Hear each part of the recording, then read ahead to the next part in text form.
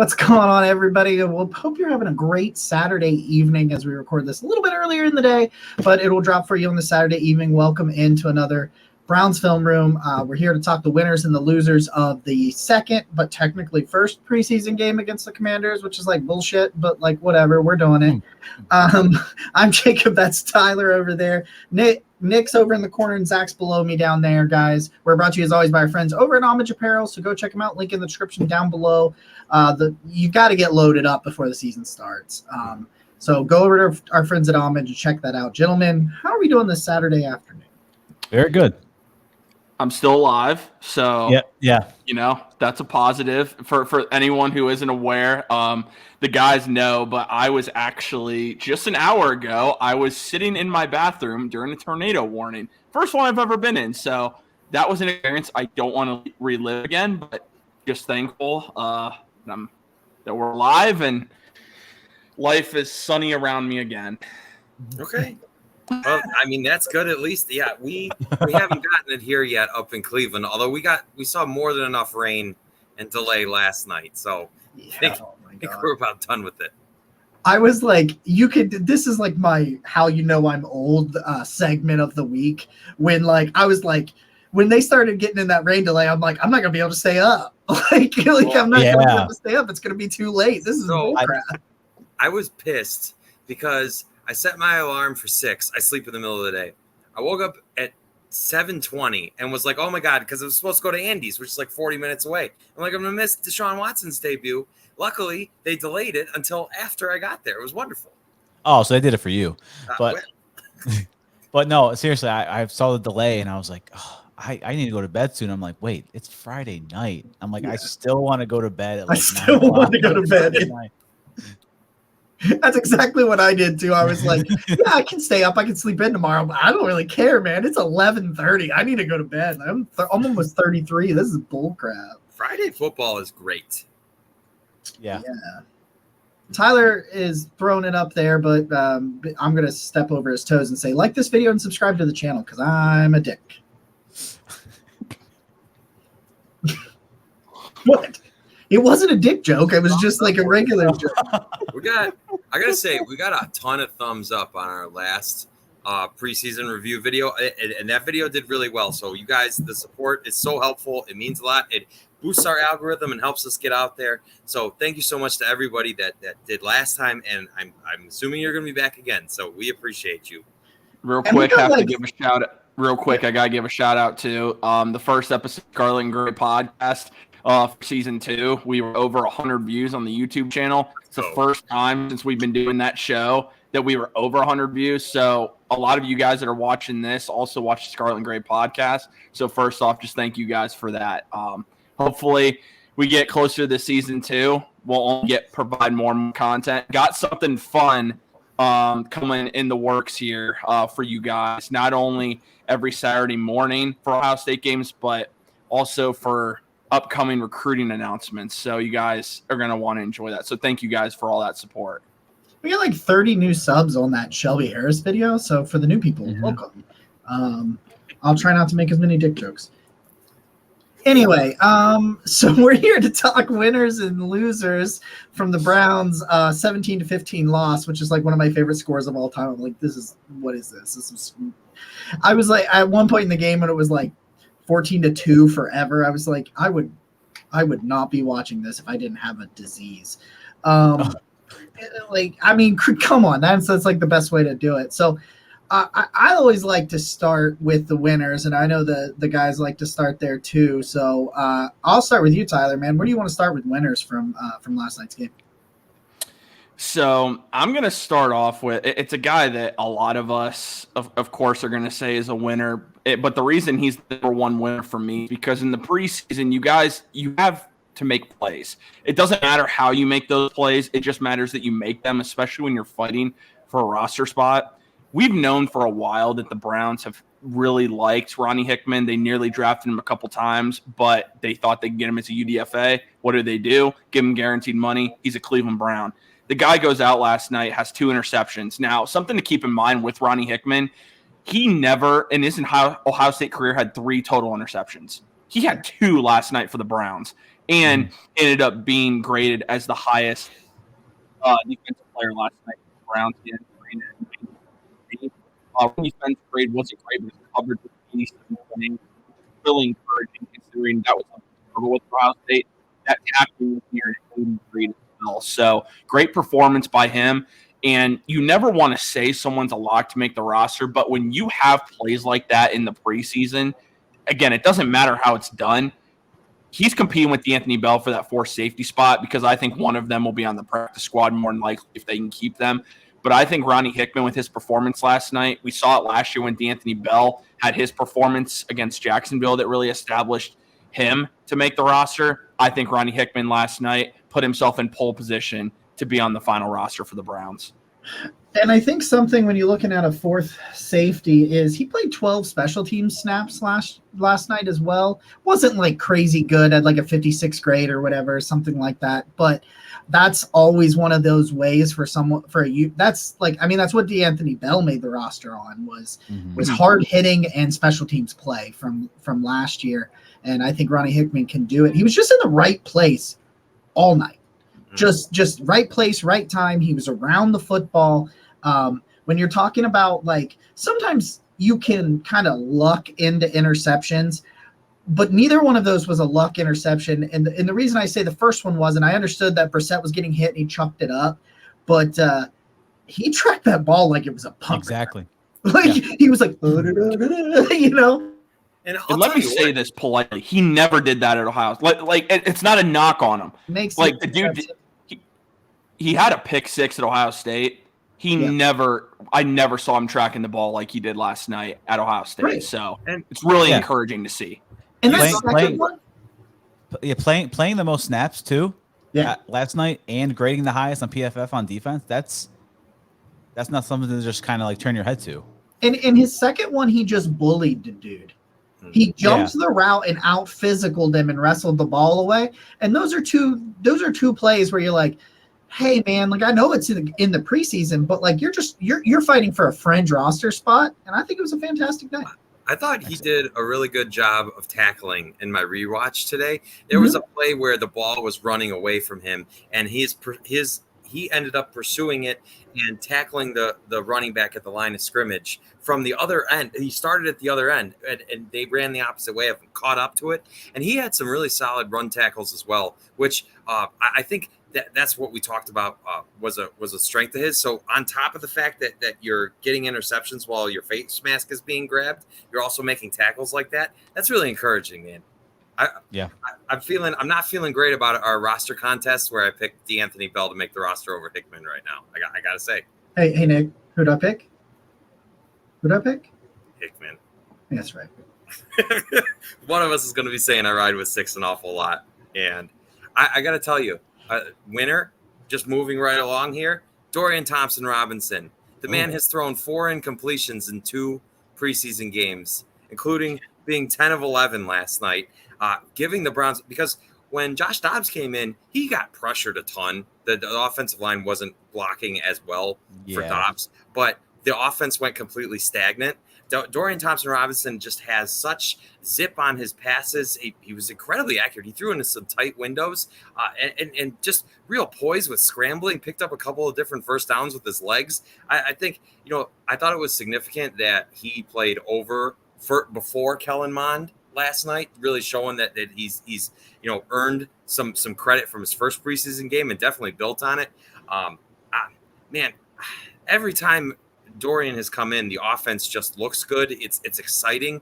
I think the Browns really may have found themselves a value here in the 5th round, and we could be looking back and say, wow, we selected a guy that is going to be – I'm not sure what Dorian Thompson-Robinson is going to be on this Browns roster. I think right now he's like our hopeful expectation is a solid QB2, but who knows what the future holds. He looks good. Yeah. There's a lot of arguments I see on Twitter that, hey, he's basically competing for QB2 now over Dobbs. I'm still not 100% sold on that just because of Dobbs' contract. But, I mean, guys, he's looking good, and he's making the most of his opportunities. Whatever offense that Stefanski is scheming up around his strengths, it's looking nice. I think my winner. I think we have a dude in him. Tyler's got my eyes on him after the Hall of Fame game. Number 80, Austin Watkins Jr., dude. I think this dude is proving that he can compete. He knows that he has to compete for probably that 7th spot at wide receiver, 6th or 7th spot at wide receiver. So I think you got to keep your eyes on him right now, man. 8 targets last night, 6 receptions, 71 yards. He's making a name for himself in the preseason, and he's making the best case to not get cut at wide receiver, which is everyone's asking who's going to make that final spot on that roster. So I really like what I've seen out of him. Yeah, it's really nice. It's really nice that you're recognizing Austin Watkins. I'm telling you guys, I have been on this train for a little while now, and he's just consistently what he's doing is just performing in the preseason. And it doesn't matter who his quarterback is. Kellen Mond, making plays for Kellen Mond, making plays for DTR. This is a guy that absolutely deserves to make the roster. And it's really unfortunate because I was high on Jalen Darden. I was, but you have to be available. And Austin Watkins right now is available. He's consistently making plays. And right now, I still believe there's a battle for that 6th roster spot. But if he performs again against Philly, he might lock that spot up. I'll tell you what, Tyler. Austin Watkins had 8 targets. The next most on the team was 4. He's not out targeting everybody else by double for no reason. You could tell Kellen Mond locked in on him. DTR locked in on him. I mean, they're doing it for good reason. He's open in space, just making plays. And it's, you know what? It's kind of fun to see the 80 jersey flying around out there again. I'm not going to lie. Oh, yeah. It confuses me. Like I have some like struggles with numbers in the preseason because like, especially like players that are new wearing a number that we're used to seeing other people. So like that 80 gets me. It's gotten me twice where I'm like, oh no, Jarvis Landry. Jarvis Landry. I'm like, look, there's Landry, and everybody's like, it's Watkins. I'm like, oh yeah, no, okay, because they are similar builds. I think they're close in the same size. I wanted to say something just real quick on the thing about. I'll do Austin Watkins. I just want to say one point on DTR was, I think that what they want. I think if Watson were to go down in a game, Josh Dobbs would come in as the number 2. If he misses a game, if they're like on Tuesday, they're like Watson's going to miss this game, they may start DTR. I think that's what you can see. I think Dobbs could be that like just with his experience, you feel better the job done. Throwing him in. That can come in and get the job done, not too much pressure. And DTR is more of that kind of suits Watson, what Watson can do on the field as well. You know, and extend you can plays. Game plan around him. Yeah, exactly. I'll tell you what. I don't think Dorian looks like he would have extreme velocity on his passes, but he tied Josh Allen at the combine for the most max velocity on them, and you could see those balls are zipping around. And I think that what impressed me most is there were some tight windows that he threw into, and there were some times that he had pressure in his face. He stayed calm, went through his reads. I love this kid. He's going to be so much fun. I'm thrilled with this draft pick. It's probably my favorite from this class. His poise in the pocket, man. Like he navigates the pocket, steps up, slides out. He is not afraid to take a hit. He's decisive. He's accurate. It's just a lot of fun, but I will. So Austin Watkins, going back to Austin Watkins here, I just think that some of the things he does in a sense is similar to David Bell. He gets open and he catches the football. And you can be like, well, he's not, they need a true slot. Man, they've got 4 guys that can play in the slot. Well, 3, maybe 4 that can play in a slot. Because I've heard that argument. And I'm not going to give the person who argues it credit because I strongly disdain and dislike them. So if they're listening to this podcast, you can kiss my ass. But I've heard one of the arguments. I know that Tyler knows who it is, but I don't know if anybody else knows. Oh, I do. I don't. Maybe I don't even know. You know who they are. You just don't know who I'm Maybe talking. It's me. Maybe it's me. I don't know. Spoiler. Zach, I have told you. Me and you, if you know when it's you. Yeah, that's very true. I'll be like, but anyway, we throw down. Yeah, we'll throw down. And but like with the Watkins thing, I've heard that some of the arguments are just like, they need slot wide receivers. So they're not going to keep another X or a Z or outside. It's usually outside. Well, they're not going to keep another outside receiver. They got a bunch of those.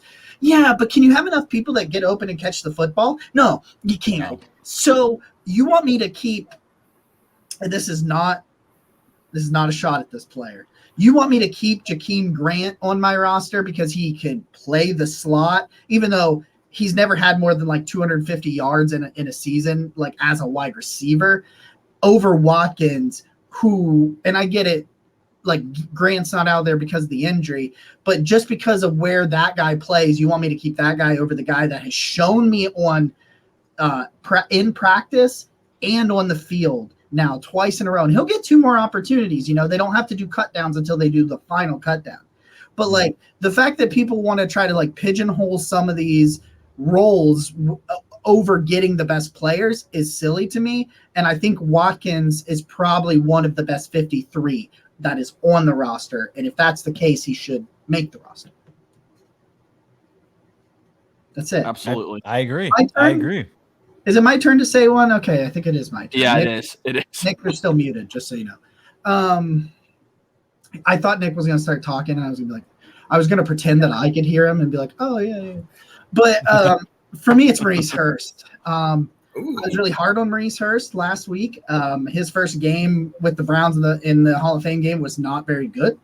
It didn't go well. He didn't have any juice. I was worried the injuries had killed his legs. Like that's what I thought last week. Because we've seen that. We've seen that with guys, and that's supposedly what's going on with James Robinson, the running back, and why he keeps getting cut and bouncing around is they think the ACL killed the juice in his legs. And Maurice Hurst, his sack last night, so he ends up with 3 pressures, 1 hit, 1 hurry, and 1 sack. He ends up the 3rd highest graded on the defense. He plays 19 snaps, get an 81.6, a 74.6 pass rush grade. His sack was really fun because it was all about effort, strength, and motor. When he comes off that line of scrimmage, he came off quick, and he gets right into the chest. He's double teamed on that. Now, eventually the double team does pull off and go elsewhere. But at the beginning of the snap, he is double teamed, and he just fights through it. And it was like, we know he's an electric pass rusher when he's healthy. That's what I saw last night. I saw a dude that could really rush the passer. His run defense was 66.4, which is not that bad for potentially your 4th defensive tackle. I thought he could be a guy that snuck onto the roster, and why they wouldn't add a Shelby Harris. And I'm so thankful that they did. But that's what I thought before that move. And I think Maurice Hurst, if this Maurice Hurst is what we're going to see, he knocks Jordan Elliott off this 53-man roster. Because what I've seen from Jordan Elliott 2 weeks in a row has been garbage. I'm done with it. Listen, you've got 3 defensive tackles right now that can play really good against the run. Shelby Harris, Dalvin Tomlinson, Siaki Ika, who Ika had some pass rushing snaps that were pretty good too. Now, all I need Maurice Hurst to be is consistent as a pass rusher for some of those downs when they want to take Harris off the field, when they want to take Dalvin Tomlinson off the field.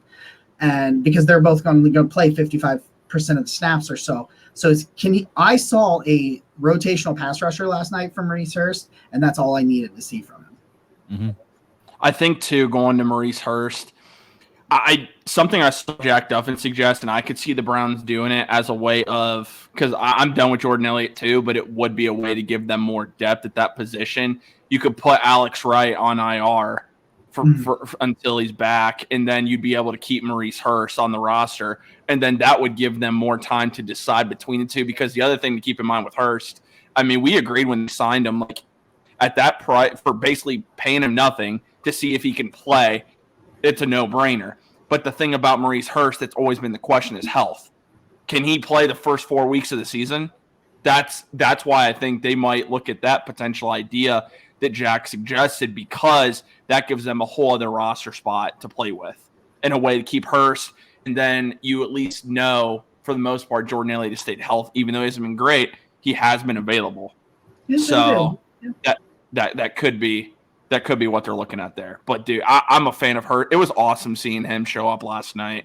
He's been through so much, man. He looks so happy. He just looks so happy doing it. Yeah.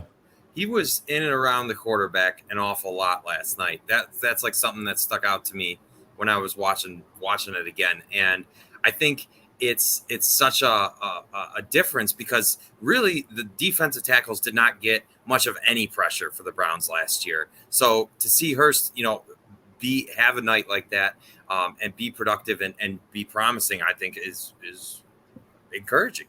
Yeah, it's just all that you need. Like that's it. Like just be a situational rusher. Like everything else is covered now. Like yeah, exactly, man, exactly. Round the horn again. I think for my second guy, and I kind of talked. Well, actually, you know what? For my second guy, it's not going to be a player. Some people might disagree with this. Kevin Stefanski was a winner last night because he's got himself an actual NFL quarterback that it looks like is going to be a star. So you know what? Kevin Stefanski is a winner, and we saw a lot more last night of this offense in this new playbook than I thought we were going to see. I mean, we saw Elijah Moore taking a handoff out of the backfield. Elijah Moore lined up in the backfield a couple times last night, and I couldn't believe that we were even showing that. But then you whip out a tight end screen. You run an RPO. We're seeing this new look offense right in front of our eyes, and Kevin Stefanski is able to do this because he has a quarterback that has a top 10 skill set in the NFL. And a lot of people are questioning that his play at the goal line. You know what? Nick Chubb wasn't in. Nick Chubb doesn't get stuffed twice. Let me just say that. And also, you have Joel Bitonio right there. And Chubb scores on the play that Felton was 6 inches. Yeah, 100% agree with that. Yeah. So like, I think that's, to me, I get it. Like, we want some things we just want to complain about to complain, and that's fine. But to blame Kevin Stefanski at that point when you don't even have all your stars in, dude, come on, man. Like, I was encouraged. I love what I saw. And he's the real winner because he finally, for the first time as Browns head coach and play caller, he has himself a franchise quarterback. So Kevin Stefanski for me is a winner. I see some of these, like I told you guys before the show, I was like, I think I'm going to be dipping out of social media a lot more for the next couple of weeks because I'm just so sick of that crap. Like, that's really my only comment to add because you said everything perfectly, Tyler. And it was just, all I know is on that drive, I was having fun. Yeah. I was having fun. Like my dad knows, and everybody who follows me knows this, but my dad was the one that ended up texting me about it. As soon as Elijah Moore hits that big run, he's like, "Oh, there's that boy you like," like that's my dad. That's my voice for my dad, and so like he watches this stuff too sometimes, not very often. He's boring, but like I don't know, man. Like my heart skipped a beat when he was in the backfield twice, and like it was a little bit of fluttering there, and then like Jed gets beat on that one play by Chase Young. And I thought Jed played all fine last night. He did get beat some, but he gets beat on it. And a spot where Brissett might have got hit and thrown a pick or fumbled it, or even Baker or whatever. And Watson literally just scooted up a little bit. He just scoot up a little smidge. And I'm Chase, like, and Chase's attempt at a sack pushes Watson to scramble for a first down. Like, and you can see Chase. He's like, what the? Yeah. It's like, such a different element when you have a quarterback that can move, that can run, that can make something out of nothing. I feel like NFL offenses that don't have a quarterback like that are just missing an entire piece to what the NFL offense is today. And it's awesome just to see. I felt like Deshaun himself looked a lot calmer than we saw him in Jacksonville last year. And I loved from Kevin when he called his first play. You've got Elijah Moore right there on a little, I'm not going to call it a check down, but it was an easy pass. You could tell it was designed to get Deshaun's confidence up, get him comfortable. And I feel like the way that Deshaun looked, the way that the offense flowed, and you saw some little wrinkles. You saw the David Njoku tight end screen. You saw Elijah Moore taking the handoff out of the backfield. I think you can tell that Stefanski has been working on this offense, designing it to the talent that he has. And there's so many people detract from what the Browns did last year when Watson came back because they were running the Jacoby Brissett offense with Deshaun Watson. And I don't understand how that makes any sense, how you think one quarterback does not just slot into a completely different offense. And so I think yesterday we got a little flash of an offense that's designed towards what Watson does as compared to the one because they tried to run the offense when he came back against Houston, right? It didn't work. That was the worst offensive performance of the year. So I think we got just a little taste of it, but seeing Deshaun be able to just adapt and improvise when he needed to, and seeing those little wrinkles that especially glad Elijah Moore's okay. I'm so excited. I'm with you, Tyler. I think that's a great pick. I think Kevin Stefanski's going to he got the best out of Jacoby Brissett, the best out of Baker Mayfield, and I think he's going to get the credit that he deserves as 2023 plays out. Zach, do you have another one?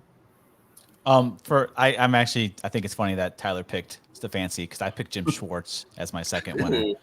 Love it. I just think no Myles Garrett, no Denzel Ward, no Grant Delpit. Congrats to Grant Delpit, by the way, for graduating from LSU. I think that defense brought the juice. I think they did.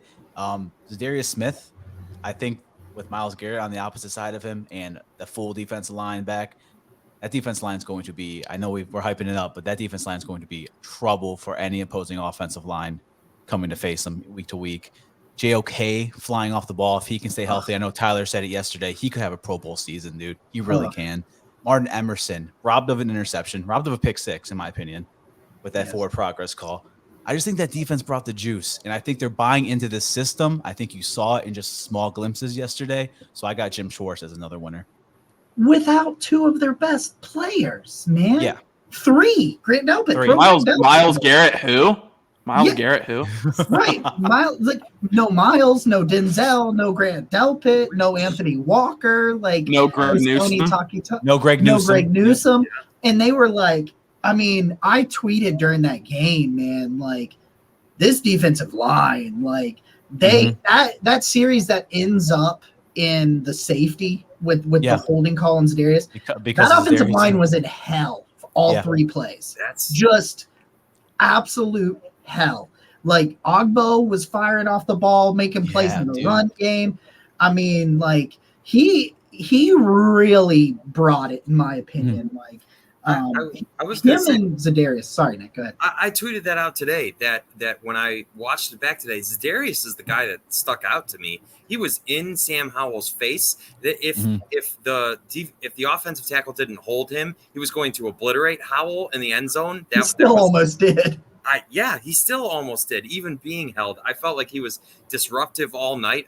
That's the guy that has been a Pro Bowler. That has set all these. Has all these pressures, been at the top of the rankings for all of it.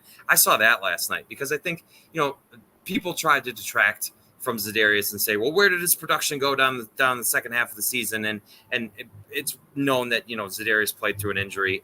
But I think we needed to see him be that type of disruptive player that he was last night, just as like a reminder, hey, this guy's still got it, and that's exactly why you traded for him. And I love, I don't know if it's more Jim Schwartz, Zach, or if it's just the talent that they've added, but it looks like this defense is going to be swarming. And I just want to say real quick, Martin Emerson was robbed of a touchdown last night. That's what I'm saying. Yeah, about it. He ripped that ball.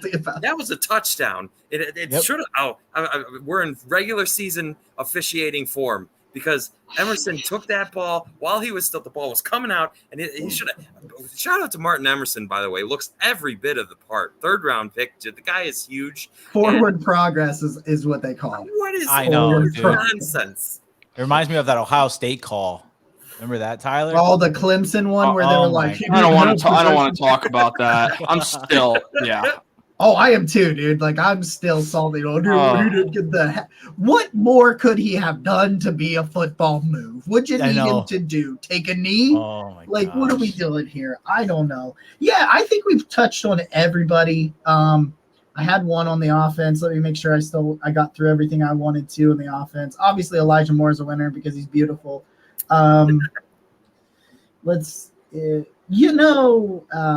Miller Forrestall, that's where it was. Miller Forrestall, man, makes his return to the roster.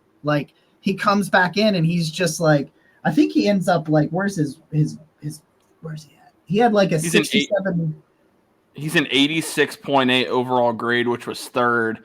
84 in the pass game, and then a 74.1 pass blocking, 67.8 run blocking. We don't know what's up with Harrison Bryant. They say it's a medical condition, which means obviously it's probably protected by HIPAA and those sorts of things. So if it was an injury, I think we would know, but they've made a point to say that it's medical.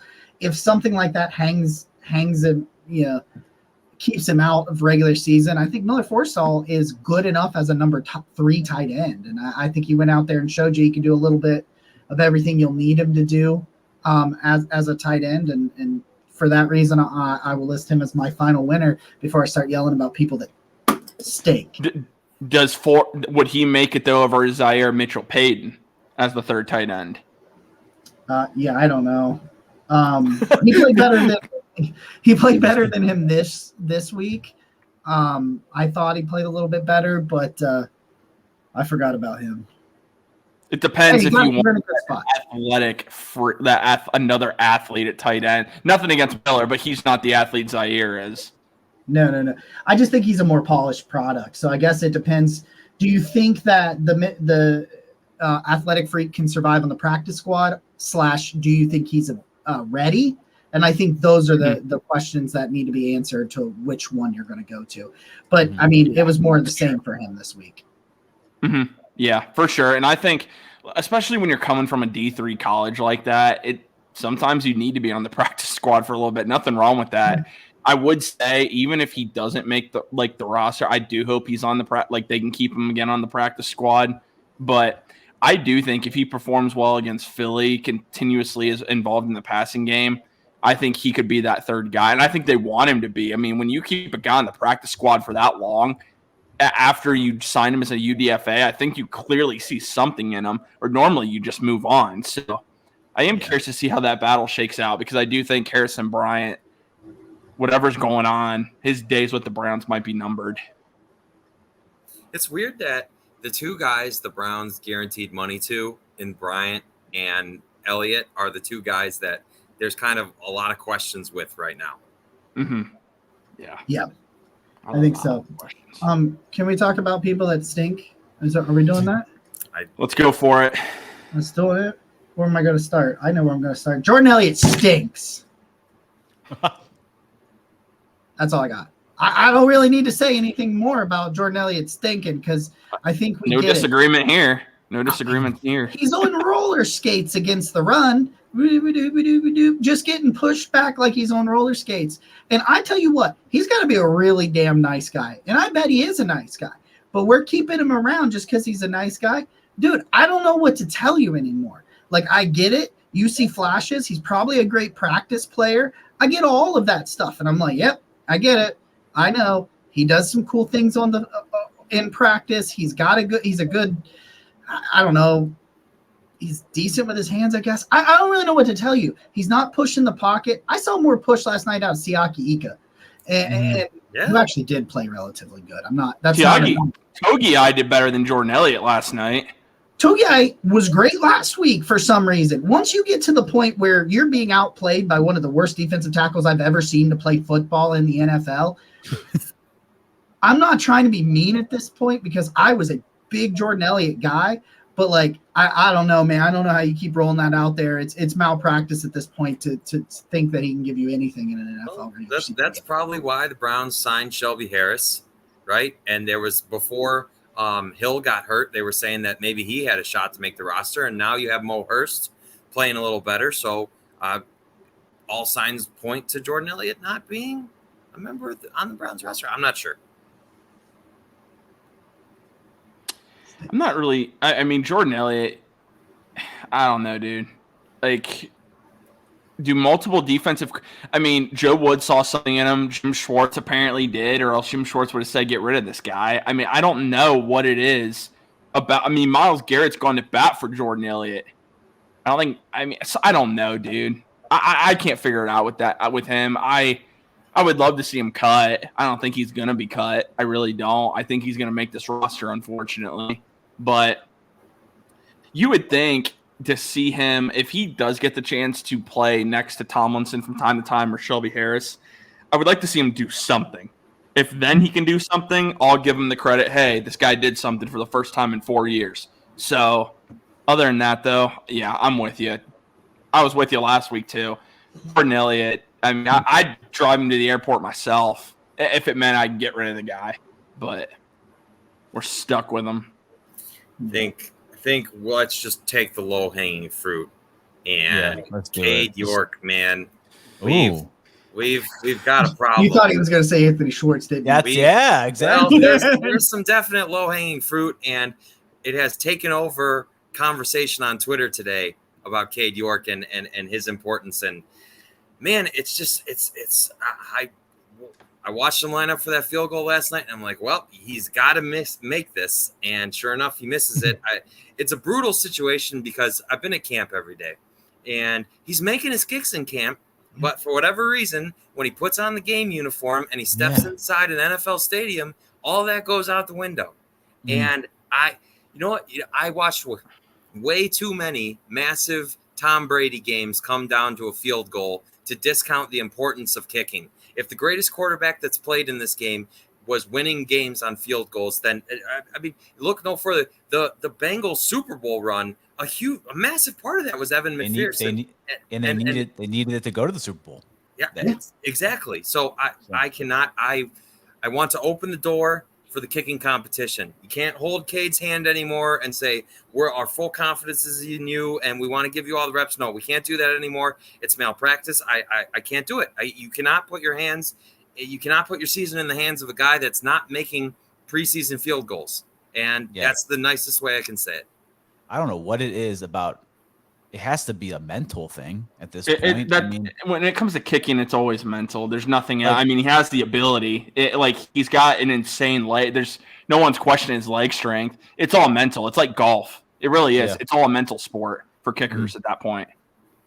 It's tough, man. It's actually really tough to watch. Seriously. I'm not saying cut him, right? I'm not saying you got to get Cade York off the team, but you got to bring in somebody else, and then may the best kicker win, because I saw Jacob post Zane Gonzalez last night. Are we talking Zane Gonzalez? That was now.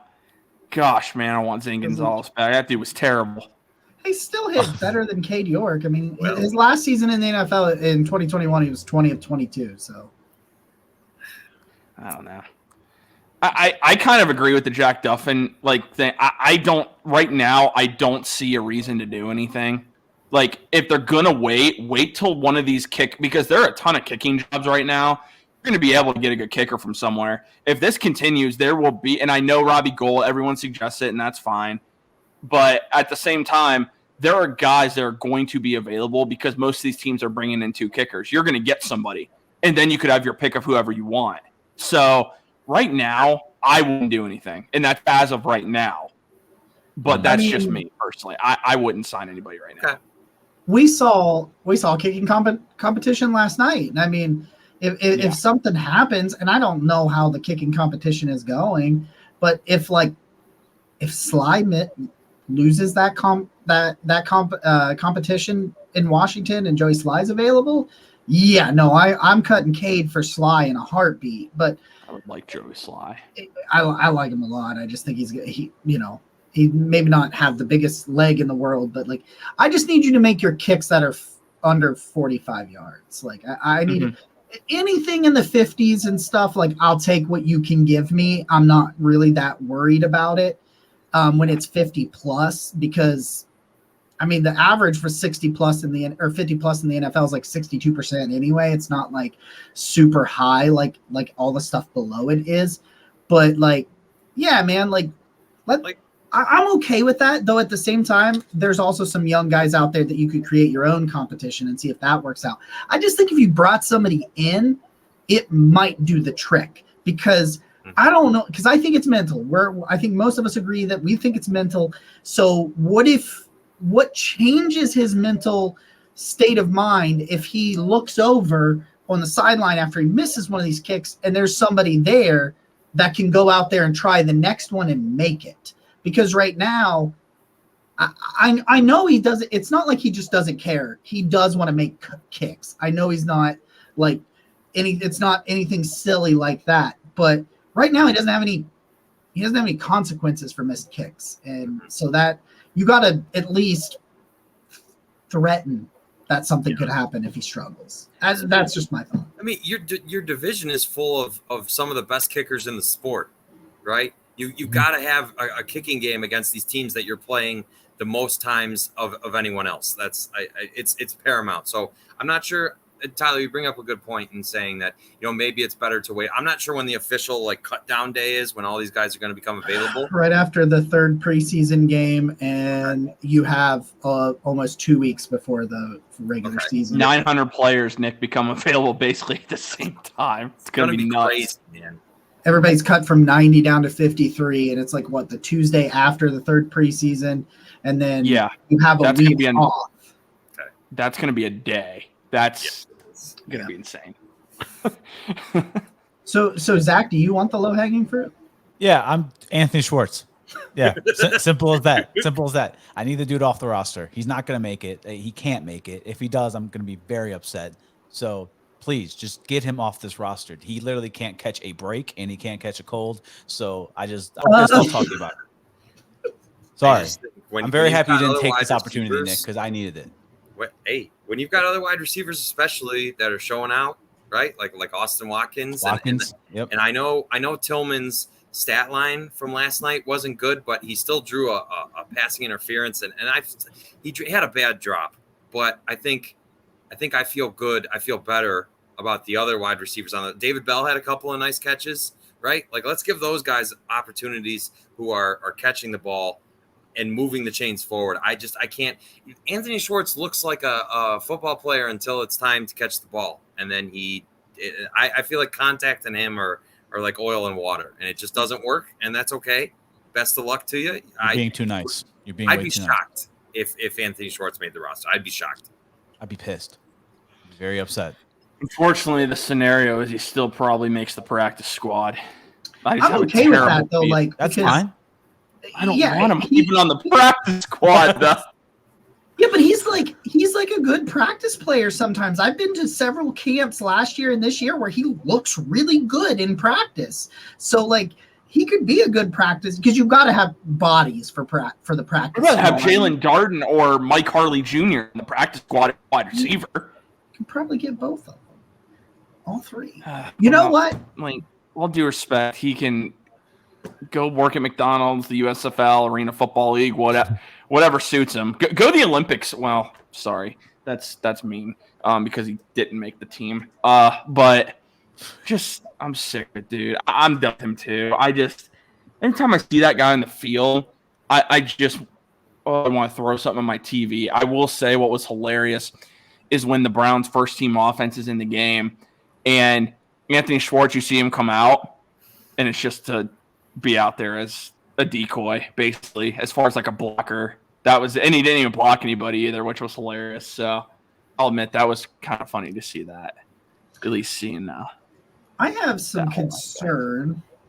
He graded well last week, and I didn't agree with it. I got some concern surrounding James Hudson. I do not think he was very good yesterday. He graded really high last week, which was interesting because he was the one that gave up the sack last week. And so I was very kind of confused about some of that. But let me get the numbers up here real quick. But 54 points. Cliff, man. Yeah, well, it's 43.9 pass blocking or run blocking. And it was just, and what was the other one? 60.6 in his pass sets. Because he did have a few reps, but a lot of the pressure that was getting through felt like it was coming on his end. And so I was a little concerned by some of those things. And he's your backup left tackle, and Jed has missed time here and there, which is the thing where you got to be really – I'm really invested in James Hudson and DeJuan Jones in this preseason because I could see them seeing snaps because of injuries to the guys ahead of them. Mm-hmm. And there was a rep, and I don't remember if it resulted in a sack or not, but the defender jumped on the inside of James Hudson so fast. Hudson didn't have his hands up yet, wasn't completely up into his set yet. And when he put his hands up, they just whacked him away with ease, just slapped his hands away and went right for the quarterback. And you've seen that too many times from James Hudson. And it's like, I get it, but you got to get into that set, man. Like if you are facing a speed rusher who knows you struggle getting in and out of your sets and getting your hands up, they're going to shoot the gap on you and they're going to smack your hands out of the way. And it was just like playing patty cake out there. And it was frustrating. Yeah, I mean, I don't know what to think of him. I really don't. I always thought that he and DeJuan Jones were battling for that swing tackle position, but I really think it's going to be a case that James Hudson will be the left tackle if needed, and DeJuan Jones is going to be the right tackle. I don't think they want, it looks like as the moment, DeJuan Jones playing left tackle. So it is what it is. James Hudson's tough because I do think that in college, when you don't play offensive tackle much at all, and then you're supposed to you're drafted in the NFL and then expected to come in and perform pretty well at it, it's a rough situation. So I think they got to be patient with him, but at the same time, I wish there was a more, like even a veteran that's been around for 12 years. Not great, but ideally the scenario would be you kept Chris Hubbard, but Chris Hubbard couldn't stay healthy. So, yeah, guess we'll see with James Hudson. Yeah, I got one loser after Zach gives his. Dude, this one's tough on me because I don't know if it's just because of maybe lack of touches like early on competing or whatnot. And I like him and I would like him to make the roster and get a chance, but he's always just been a practice squad guy.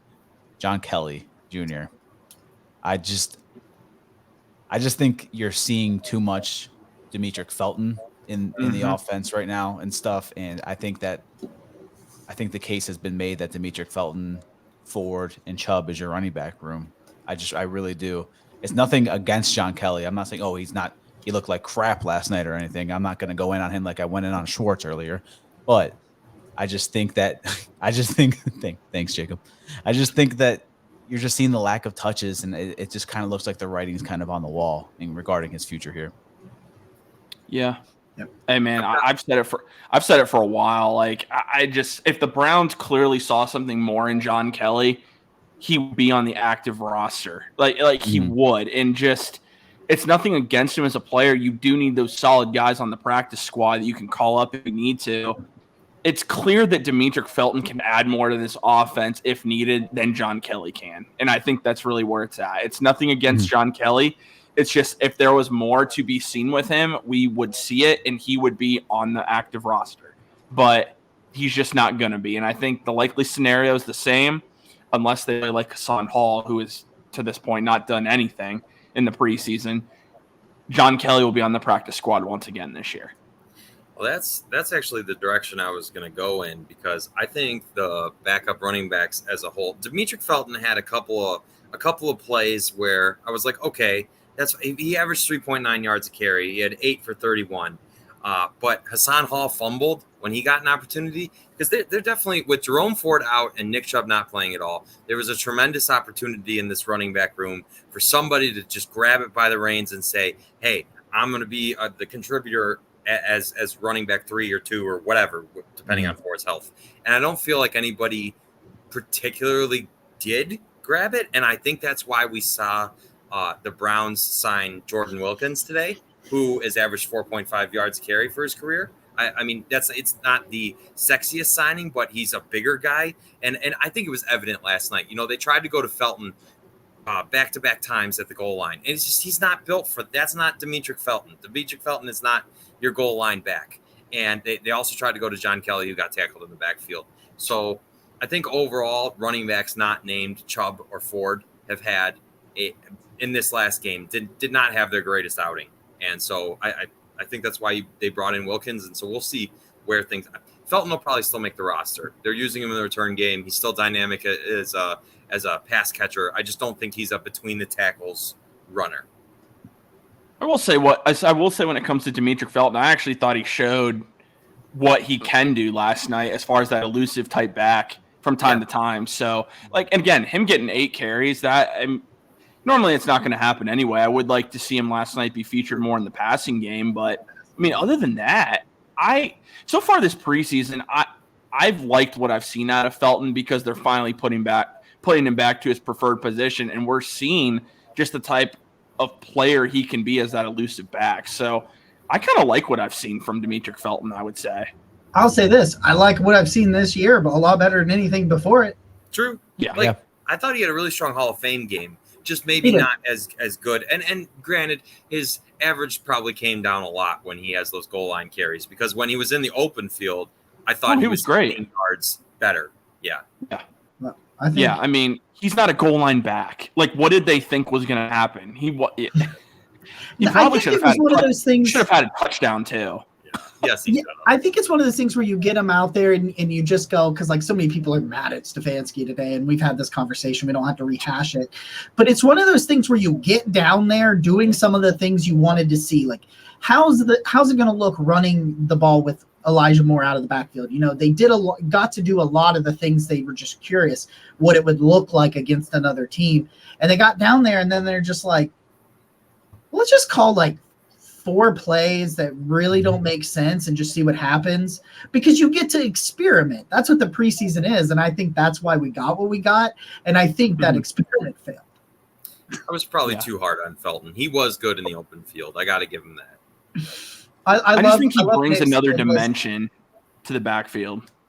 Oh, he does. He does. I love Nick's endless optimism to where even when he talks bad about a player, he can circle back around and be like, but when he does this, I can't help it. I'm all about it.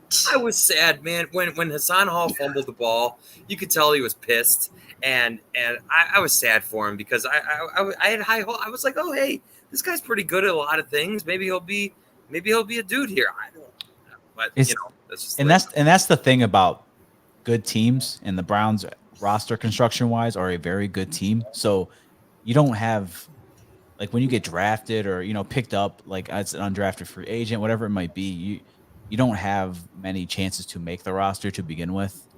There's not really like many like, all right, like you have a chance here. It's hard to make the roster on a team like the Browns, the Chiefs, the Bengals. Like they have their guys already. So when you see something like that happen to a player like that, it is, man. It's tough to see. It really is. Yeah, agreed. I got one more loser. And the only reason he's a loser is just because he didn't show anything that really solidified that he should be your backup quarterback, and that's Josh Dobbs. I don't believe there's necessarily a competition for that backup quarterback job because of the money you're paying him, guaranteed money you're paying Josh Dobbs this year. But the reality is Dorian Thompson-Robinson has continuously improved in his 2 preseason games that he's played, and you can see – and it doesn't matter who you're playing against, like string-wise you're playing against. If you're bringing a spark to the offense and you're making plays, you're the guy that should be the backup quarterback. And right now, Josh Dobbs is going to have a huge opportunity against the Eagles because the starters aren't going to play. Stefanski's already basically said that. Josh Dobbs has a huge opportunity. He needs to come out and perform because if Dorian Thompson-Robinson looks good again against the Eagles, that last preseason game, the Browns might seriously consider making DTR the backup quarterback this year because you want to go with the guy that gives you the best chance to win and adds the most to your offense in the event that your starting quarterback is injured. And right now, it's Dorian Thompson-Robinson, and it's not Josh Dobbs. And if you're going to find a way to flip him for a day 3 pick, because you could, so just keep that in mind too. I mean, there's a situation where you flip Josh Dobbs and you end up trading him. Especially if he plays better these next couple of games and Robinson does the same, Thompson-Robinson does the same, and then you could see a situation where it's like, yeah, Dobbs is looking better, so other teams that don't have good quarterback situations, like at the depth of their quarterback room, are like, yeah, we'll throw you a 6th for that, like because he's better than our backup, and you're like, I'm okay with that. Because I've got DTR. I actually thought Kellen Mond wasn't bad last night. No, he didn't do terrible. No. His touchdown to Mike Harley was a dot. Like It was. he chucked that in a very, very tight window, and I was like, okay, yeah, there's some Mike Harley love, but like, he goes back to being the third quarterback on the practice squad, something like that. I think we could see that, but I think we've gone over time, and I'm hungry, so I'm gonna make some spaghetti. So nice. If somebody wants to see us out of here, you know what? I just want to say to everybody, the fact that we could make a Shelby Harris video, a Hall of Fame game review, this review, and just say, yeah, people are really going to watch that is an honor. And we so appreciate all of you. That like button, that subscribe button, they're your best friend. They're our best friend. So if you want to support us, you'll get a lot more with it. Make sure you have the notification bell on. Mm-hmm. This has been a winners. Oh, go ahead, Zach. I just want to say I'm sorry if I went too hard on Anthony Schwartz. You're fine. Never have to apologize for that. Never have to apologize for being hard on that man. This has been a special preseason episode of Network 216, Winners and Losers. I'm Nick. He's Zach. That's Tyler. That's Jacob. Go Browns. Go Browns, baby. Sorry. There's 293 ways to make change for $1.